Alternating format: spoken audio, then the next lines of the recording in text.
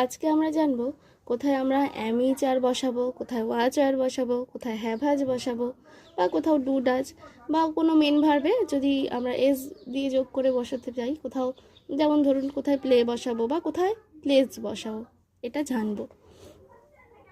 এটা জানার একটা খুব সহজ ট্রিক্স আছে। এস ভার্ব, এস ভার্বটা কোনো রুলসের মধ্যে পড়ে না, জাস্ট একটা মনে রাখার তাগিদে এটা বলা যে বি ভার্বগুলো শেষে এস রয়েছে, যেমন ইজ, ওয়াচ, হ্যাজ, ডাচ বা এই মেন ভার্বের প্লেস, তো এগুলো আমরা এস ভার্বের মধ্যে ধরবো। এস ভার্বটা কখন হয়? এস ভার্ব হয় যখন একজন বোঝায় বা সিঙ্গেল কাউকে বোঝায়, তখন আমরা এস ভার্ব ইউজ করব। তবে এক্ষেত্রে যেমন আই, আই হচ্ছে আই মানে আমি, কিন্তু আই এর পরে ওয়াচ ছাড়া কোনো এস ভার্ব বসে না। যেমন আই এর পরে আমরা অ্যামিজ আর এর মধ্যে অ্যামটাই বোঝায়, আই এর পরে আমরা অ্যামই বসাই, কিন্তু আই এর পরে ওয়াচ আর বোঝাতে গেলে আই ওয়াজ বোঝায় বসাই। ঠিক তেমনি আই এর পরে ওয়াচ ছাড়া কোনো এস ভার্ব বসে না। ঠিক তেমনি দেখো, আই ওয়াজ অয়ার ওয়াজ বসলো, কিন্তু হ্যাভ হ্যাজ যখন বসাবো আমরা কিন্তু আই এর পরে হ্যাভ বসাই, হ্যাজ বসাই না। বা ডু ডাজ, আই ডু বসাবো, ডাজ বসাবো না। বা আই প্লে বা প্লেস যদি বোঝায় আমরা আই প্লে বসাবো, কারণ আইতে ওয়াচ ছাড়া অন্য কোনো এস ভার্ব হবে না। আই মানে একজন, একজনকেই আমরা বোঝাবো, কিন্তু আই এর পরে কোনো রকম এস ভার্ব বসবে না ওয়াচ ছাড়া। দ্বিতীয় রুলস হচ্ছে ইউ, ইউ মানে তোমরাও হয় এবং তুমিও হয়, কিন্তু ইউতে কোনো রকম এস ভার্ব বসে না, কোনো এস ভার্বই বসে না।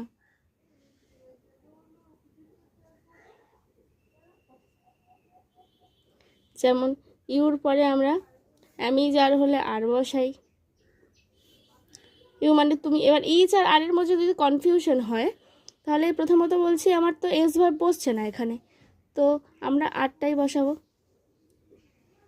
ও আজ তো হবেই না, wire,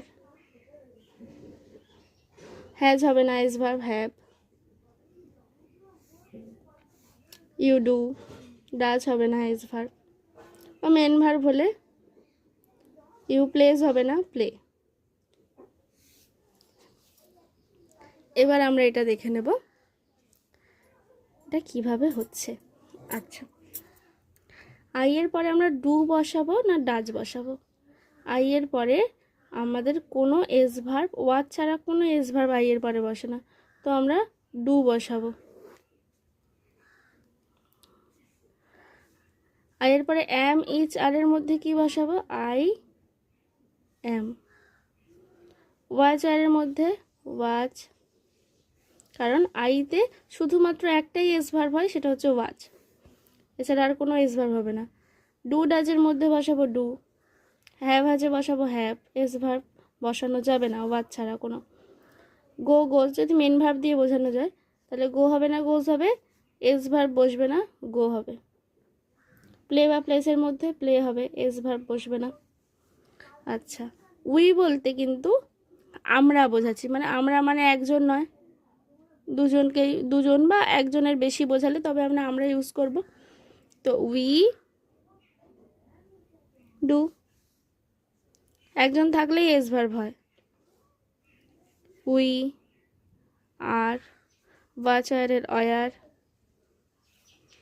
we do, we have, we go, we play. You, ইউতে বলাই আছে কোনো রকম এস ভার্ব বসবে না, do, are, were, do, have হ্যাজের মধ্যে আমরা হ্যাভ বসাবো, গো, প্লে। হি, ও সরি, আমি এখানে ডু ডাসটা দুবার করে ফেলেছি, তো একবারই লিখছি। হি বলতে সে, ছেলেদের ক্ষেত্রে হি বলতে সে বোঝাচ্ছে, তো আমরা এখানে সে বলতে একজনকেই বোঝাতে পারি, একজনকেই বোঝাই, তাহলে হি ইজ। একজন থাকলে আমরা জানি এস ভার্ব হবে, তো is, he is. He watch, he Dutch, he has, he goes, he plays. তো সি বলতে সে বোঝাচ্ছে মেয়েদের ক্ষেত্রে, তো সে বলতে আমরা একজনকেই বোঝাতে পারি, তা সে হলে একজন। ইজ এস ভার্ব হবে, সবগুলোতেই এস ভার্ব হবে। Watch, does, has, goes, place.